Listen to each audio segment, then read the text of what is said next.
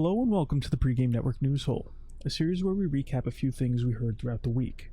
Not necessarily everything and all the big news you'd expect, but a few things we heard and thought were interesting. This episode is for the week of August 21st, 2022. Let's get started. The Saints Row reboot launched this week and immediately stumbled into an onslaught of criticism, including, but not limited to, outdated-looking low-quality graphics, broken physics, frequent asset popping, terrible story and dialogue that lacks any kind of self-awareness, lifeless locations, tedious missions, the usage of royalty-free music in place of a proper soundtrack, bland gameplay, and a general lack of polish, with things like constant clipping and collision issues, an inconsistent frame rate, reuse of decades-old animations, brain-dead AI, and easy-to-notice low-quality background assets, as well as the usual bugs and crashes, of course. The whole thing appears closer to a novice-level fan remake or something you'd see in an outsourced remaster, as opposed to an in-home revival, likely the result of Volition being another casualty in the industry-wide talent bleed that continues day by day. This would also explain why the game appears to have been made by people hilariously out of touch with their own audience and their own history, which anyone could tell based on their social media presence during the early months following the game's announcement, when they were openly mocking anyone with complaints, including longtime fans of the series. One can only wonder where Saints Row goes from here. The series really only has two good games, which are followed by a string of releases that got by on people willing to accept mediocrity as long as the games were silly, somewhat stable, and offered a minimal amount of fun. When you take even that away, it can't really end well, can it? Perhaps it's best for the series to stay on ice for a while, until things in the industry change for the better, or at least even out. In the meantime, journalists have already begun blaming its usual online cabal of bigot boogeymen for the negative reception of the game, while others are already inflating the potential sales numbers by using vague comparisons and dishonest mathematics. So it's unlikely that anyone involved in the creation or praise of Saints Row will learn anything from this failure.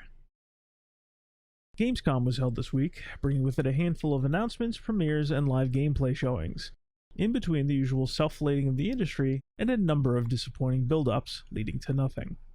While there were a few good showings from games that were already announced, most of the premieres were lacking, falling into a bland blur of shooters, FromSoft-styled action RPGs, low-budget-looking shovelware, and curated showcases that tell you nothing about what the game's about. They even managed to squeeze in a blowhard cinematic movie game, because what series of disappointed showings would be complete without one?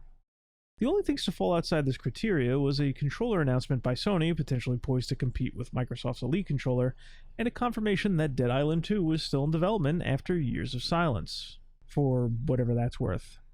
And that's all there is to say about yet another event proving that the industry is far too bloated, and in desperate need of some kind of crash, culling, or revitalization. The latest Resident Evil adaptation for Netflix was cancelled later in the week, just a month after it released, and after only one season. Thank God. A decision that makes perfect sense given the quality and accuracy of the adaptation, but was very much a coin toss given the trend set up in the last decade that gives quality a pass as long as you have some kind of cause to champion or evil to fight, which the creators were quick to find and hold on to as early as the series' first announcement, when they received criticism over casting choices and story premise. When the series released, it quickly proved all of their detractors right, with a messy story that featured questionable focuses on teenage drama, terrible performances from most of the cast, and limited appeal everywhere else.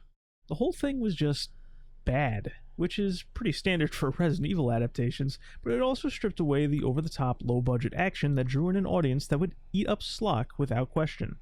Something that managed to carry the entire previous film franchise, leaving many wondering yet again who this was even made for. In the end, fans of the game series are used to being burned, and it's doubtful the next live-action outing for the series will be any good.